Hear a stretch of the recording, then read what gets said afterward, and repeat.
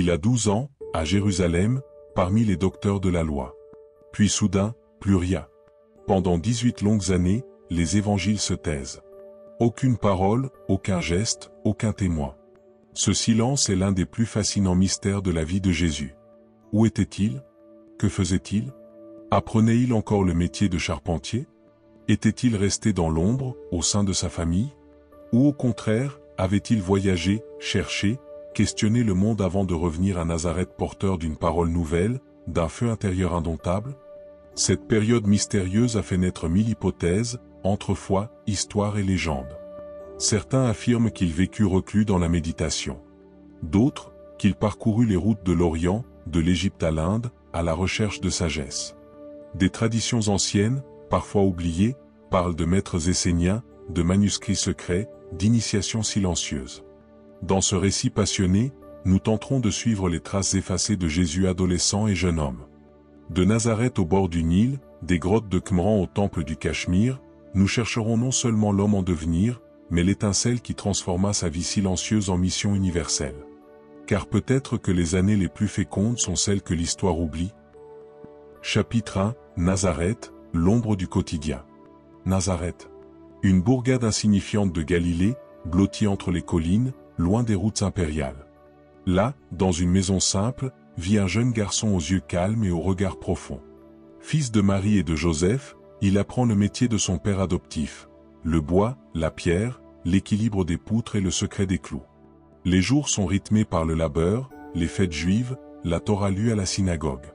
Dans ce quotidien modeste, l'enfant devient jeune homme. Il observe tout, les injustices des puissants, la foi des humbles, les gestes rituels, les traditions transmises. Il questionne, en silence. Un feu le travaille. Il entend parler des Romains, des Zélotes, des pharisiens. Il perçoit déjà les tensions, les attentes messianiques, la fin d'un peuple écrasé.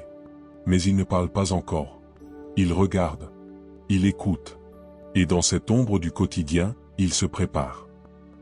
Chapitre 2, les Esséniens et la sagesse du désert. Au bord de la mer Morte, dans le désert aride de Judée, une communauté vit en retrait du monde.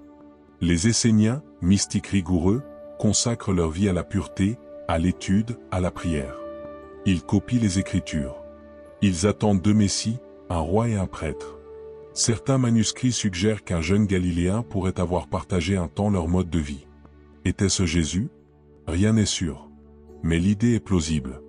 Il aurait pu y apprendre la discipline, le silence, la méditation, la force de l'écriture. Il aurait côtoyé des hommes marqués par l'attente du royaume, par l'obsession de la lumière face aux ténèbres. Le désert est un creuset. On s'y vide pour mieux renaître. Peut-être que Jésus y a connu sa première solitude sacrée, son premier face-à-face avec l'invisible. Chapitre 3, l'Égypte, mémoire d'exil. Dès son enfance, selon Matthieu, Jésus aurait fui en Égypte avec ses parents, échappant à la colère d'Hérode. Mais l'Égypte, patrie de Moïse, refuge de Joseph, n'a-t-elle été qu'un épisode? Certains pensent que Jésus y retourna, adolescent ou jeune adulte. Alexandrie, métropole de savoir. On y lit la Septante, on y débat des grandes écoles grecques, juives et orientales. La pensée y est un fleuve. Jésus aurait pu y croiser des penseurs, des sages, des philosophes. Aurait-il connu Philon d'Alexandrie? Ou du moins ses disciples? L'Égypte, pour Jésus, pourrait être le lieu de la mémoire profonde, celle de l'exil et de la libération. Un territoire de l'âme. Chapitre 4, entre sagesse et silence ou les montagnes de Galilée. Mais peut-être n'a-t-il pas voyagé loin. Peut-être est-il resté, simplement, dans les montagnes de Galilée, ces collines paisibles où l'on peut prier à l'abri des regards.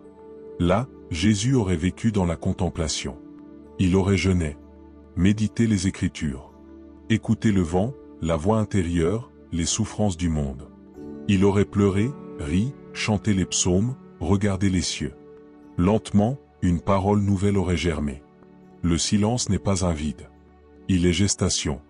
Dans ce silence, Jésus se forge. Il devient temple. Chapitre 5, l'Orient ou Jésus en Inde. Une hypothèse, fascinante bien que controversée, affirme que Jésus aurait voyagé jusqu'en Inde, peut-être même jusqu'au Tibet. Des textes anciens, des récits de voyageurs russes et indiens évoquent un Saint Issa, prophète venu de l'Occident. Dans les temples de Bénarès ou les monastères bouddhistes, il aurait écouté d'autres sages.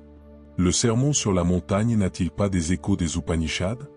La non-violence, le regard de compassion, le détachement, autant de ponts possibles. Était-ce réellement lui? Nul ne sait. Mais l'idée demeure, l'universel ne naît pas dans l'ignorance du monde, mais dans sa traversée. Chapitre 6, la rencontre avec soi ou le feu invisible. Qu'il ait voyagé ou non, Jésus vit une transformation intérieure radicale. Il affronte ses doutes, ses peurs, son appel. Il découvre sa voix. Pas seulement celle qu'il portera au monde, mais celle qu'il écoute au plus profond. Cette période est invisible car elle est sacrée. C'est une incubation. Un feu couve, mystérieux, préparant le grand brasier de sa mission. Quand on le retrouvera au Jourdain, ce ne sera plus un jeune homme de Nazareth. Ce sera un prophète debout. Chapitre 7, le retour ou le Jourdain, Jean, et le commencement. Et un jour, il quitte tout. Il marche vers le Jourdain. Jean, le Baptiste, est là. Il parle de repentance, de conversion. Jésus s'avance, se fait baptiser. Et soudain, les cieux s'ouvrent. Une voix dit, « Tu es mon fils bien-aimé ». Tout commence là. Mais tout s'est préparé dans le silence. Ces années dites, perdues, sont peut-être les plus fécondes. Là où l'homme s'est fait mission. Là où la parole s'est faite chair. Et nous, en cherchant ces pas effacés, retrouvons le nôtre.